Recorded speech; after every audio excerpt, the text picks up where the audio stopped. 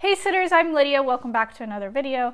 Today we are going to be talking about how to babysit children when there is another adult in the house. Some of you may think that this doesn't apply to you, but with the pandemic hitting, it shifted a lot of things around and more parents are working from home.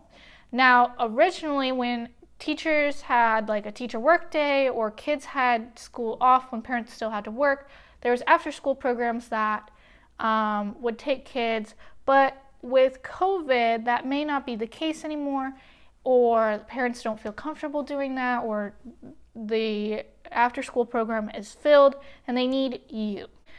So I've been doing this for a year now. I'm a nanny to two 2-year-olds, 2 different families, and everybody works from home due to the pandemic. And I will tell you, some days are easier than others.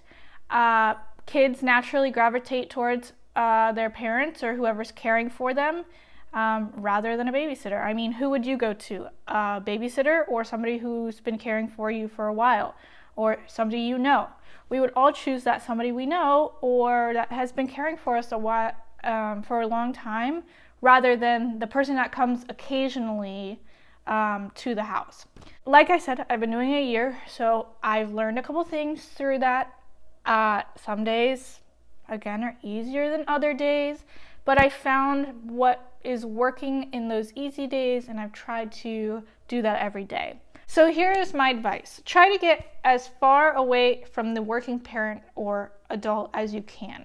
And that kind of sounds harsh, but you don't want to be on edge every time the child passes the door or makes a loud noise. So if they are on the top floor, take the kids to the basement. You don't have to worry about noise. You can have fun and you can relax a little bit knowing that they'll have to climb 2 flights of stairs to annoy or interrupt mom and dad.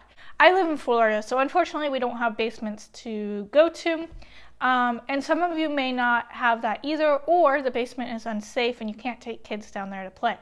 So you will have to get creative, meaning you find the farthest room away from where the parent or working adult is. Usually I take all the toys, as much as I can, some craft stuff, and we head to the kids' bedrooms, and I close the door and we just play in there. It cuts down on the noise, and I don't have to worry about them darting to mom and dad's room.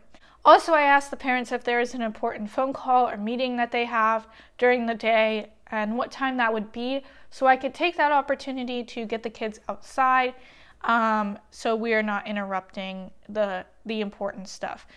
We can go out back and play, we can be in the driveway and do chalk and bubbles, we can go to a nearby park, we could ride bikes or scooters, and there's so much you can do outside of the house as well. So if the weather doesn't seem to be cooperating, I never look at weather being a disruptor. I look at it as a chance to learn and go play in it. If it's snowing, go build a snowman, go sledding, just create something in the yard. If it's raining, we put on our rain boots and rain jackets and we go jumping in puddles and splashing, and the kids love it. So now if it's lightning and thundering, that's a different story. But if it's just raining, we go and take the opportunity to go puddle jumping, and we talk about rainbows if we can see any rainbows out. And it's just a learning experience, and the kids love it. So don't look at weather as being a disruptor. Go play in the weather. Learn about the weather. Babysitting children while parents or adults are home may be difficult, but with the tips and the tricks and advice I've given you, by staying away from the parents, by being engaging, getting them outside when they have important phone calls, can help it become easier for you. I did a video on my top 5 favorite things to do with kids. Go check out that video to get some ideas on what to do with the kids to stay engaging. I'll see you guys in the next video, and thanks for watching.